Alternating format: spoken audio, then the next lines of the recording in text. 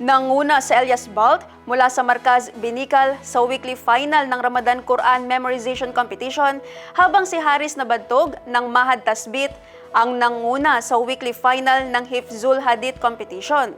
Ang kompetisyon ang isa sa mga aktibidad ng Provincial Government ng Maguindanao del Norte ngayong Ramadan. Ang PPP story mula kay Jen Garcia.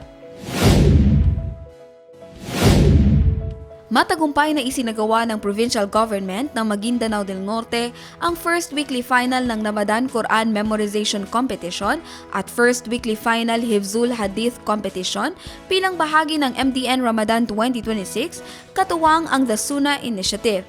Layunin ng kompetisyon na palakasin ang kaalaman at pag-unawa ng kabataan sa Quran at Hadith kasabay ng pagdiriwang ng banal na buwan ng Ramadan.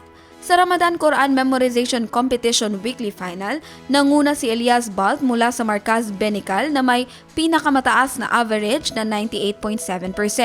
Pumangalawa si Abdullah Taban ng Markaz Darul Arkam na may 96.6%, habang pumangatlo si Mus'ab Mabantes ng Markaz Marifa na may 92.8%. Nasa ikaapat na pwesto naman si Mus'ab Kugan ng Markaz Simbuloy na may average na 83.8%.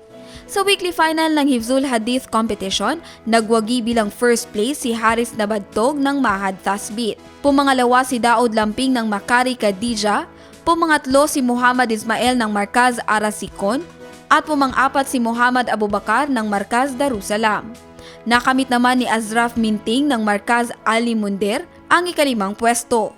Binabati ng pamahalang panlalawigan ang lahat ng kalahok na umusad sa susunod na round ng kompetisyon.